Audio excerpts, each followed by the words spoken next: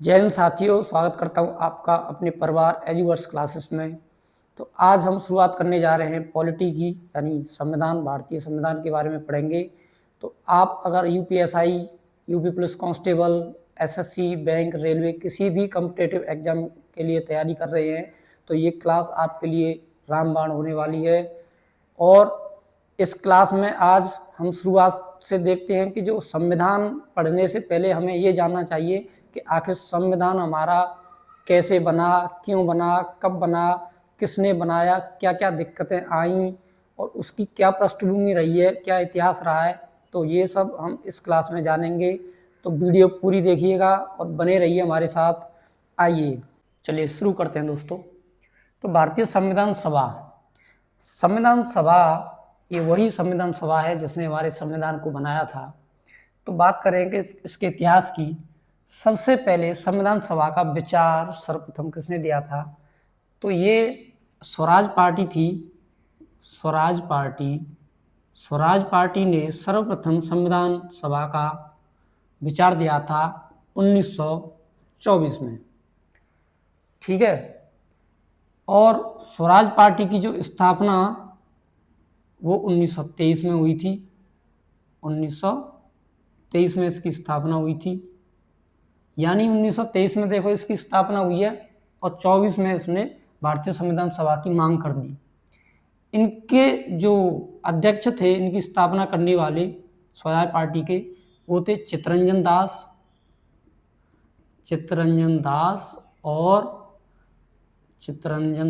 और मोतीलाल नेहरू।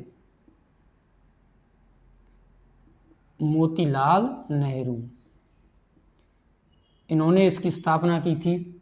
चित्तरंजन दास को देशबंधु भी बोलते हैं।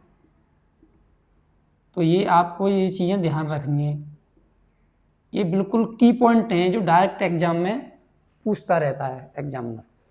इसके बाद में बात करें, जब मांगें उठने लगी लगातार तो ब्रिटिश सरकार, जो ब्रिटिश गवर्नमेंट थी, ब्रिटिश सरकार ने 24 मार्च 1946 को कैबिनेट मिशन को गठित किया और भारत में भेजा। भारत में भेजने का उसका एक ही उद्देश्य था कि भारतीय संविधान सभा का गठन करना। तो इसका उद्देश्य बात करें तो संविधान सभा का गठन या निर्माण। तो कैबिनेट मिशन का उद्देश्य संविधान सभा का गठन करना था। इसको ब्रिटिश गवर्नमेंट ने भेजा था। और उस टाइम पे ब्रिटिश गवर्नमेंट के जो पीएम थे, यानी प्रधानमंत्री थे, वो क्लेमेंट एटली नाम के एक प्रधानमंत्री थे। ये भी क्वेश्चन लगातार पूछा जाता है कि 24 मार्च 1946 कैबिनेट मिशन जब भारत भेजा गया तो ब्रिटिश गवर्नमेंट में प्रधानमंत्री कौन थे, प्रधानमंत्री का नाम क्या था। अब बात करें कि जो कैबिनेट मिशन जो भारत आया था उसमें कुल 3 सदस्य आए थे। तो तीनों सदस्यों के नाम बहुत ही इंपॉर्टेंट हैं। सबसे पहले आपके स्टैफोर्ड क्रिप्स, ये नाम का व्यक्ति था। ठीक है। 3 सदस्यों में एक तो स्टैफोर्ड क्रिप्स था, दूसरा पैथिक लॉरेंस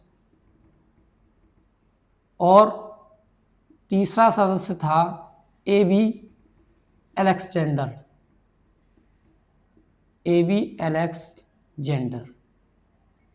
ये 3 कैबिनेट मिशन के सदस्य थे।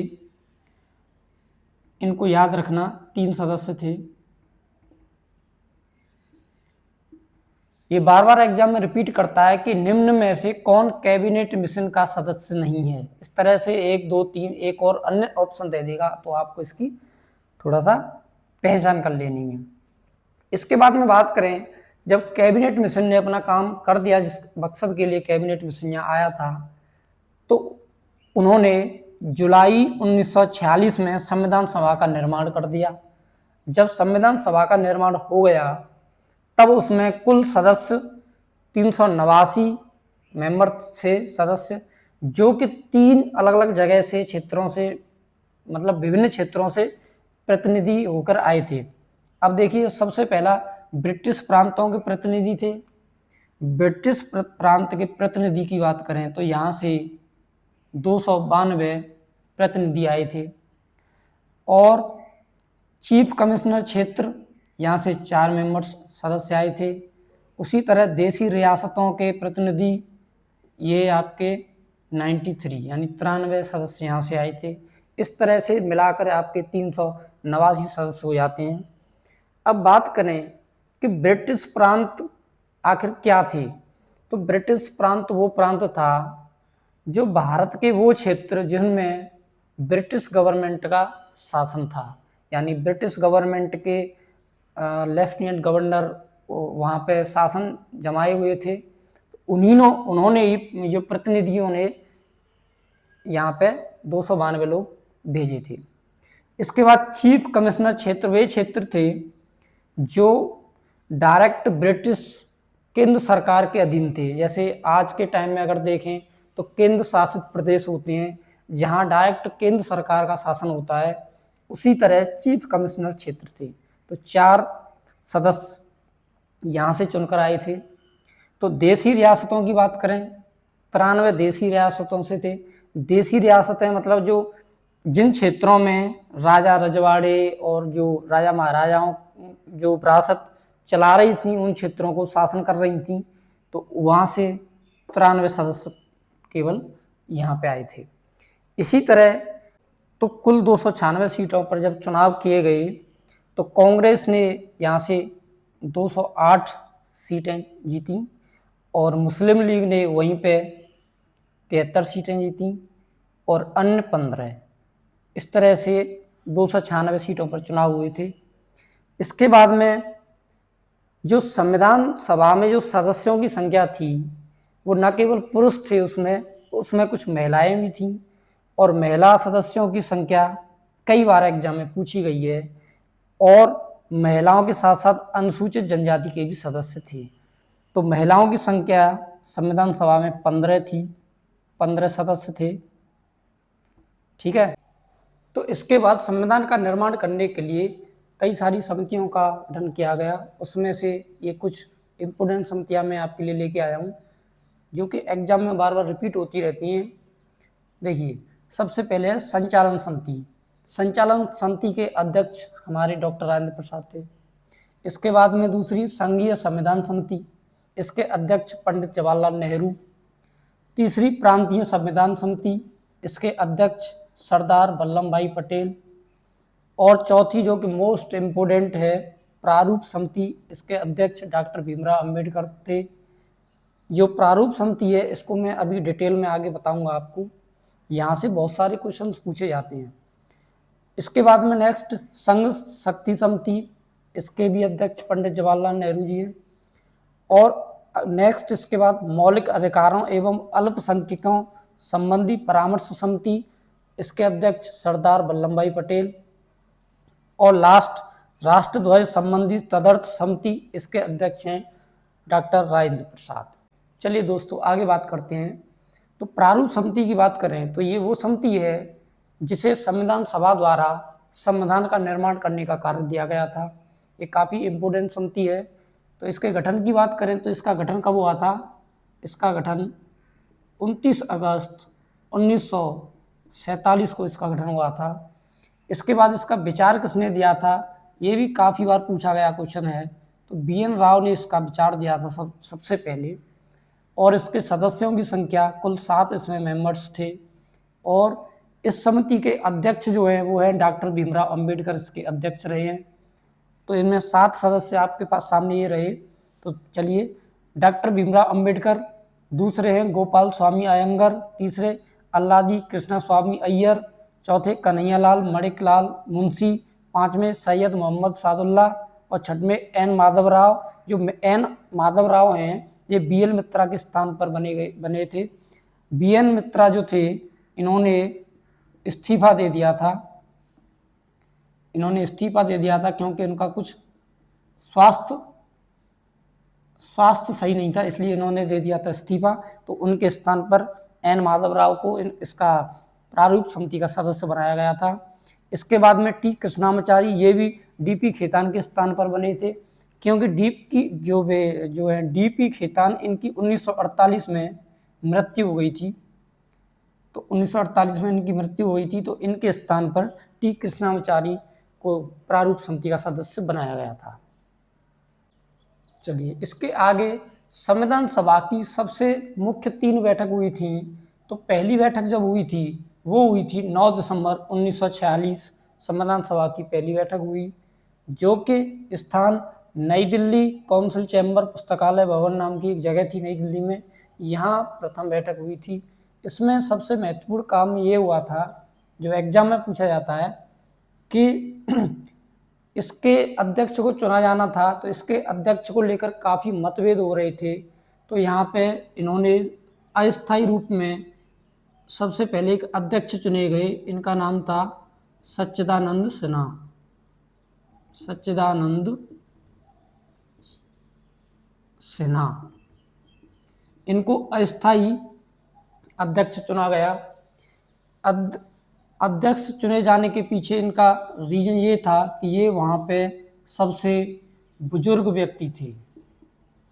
बुजुर्ग व्यक्ति होने के नाते इनको अध्यक्ष बना दिया गया, और अस्थायी इसलिए बनाया कि ये कंफर्म नहीं था कि अध्यक्ष कौन रहेगा। इसके बाद में, इसके 2 दिन बाद यानी 11 दिसंबर 1946 को फिर से एक बैठक होती है सेम जगह पे। वहाँ अध्यक्ष को बदलकर स्थायी अध्यक्ष के रूप में डॉक्टर राजेंद्र प्रसाद को इसका अध्यक्ष बनाया गया। डॉक्टर राजेंद्र प्रसाद। तो बात करें यहाँ से कि सबसे पहला संविधान सभा का अस्थायी अध्यक्ष तो सच्चिदानंद सिन्हा और स्थायी अध्यक्ष डॉक्टर राजेंद्र प्रसाद।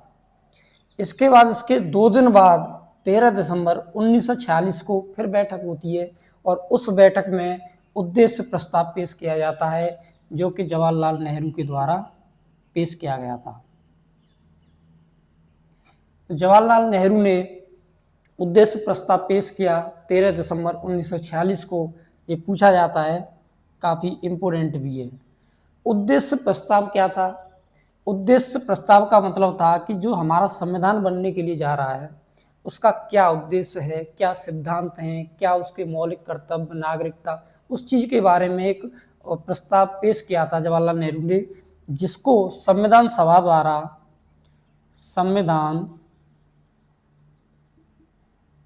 सभा द्वारा स्वीकार किया गया था।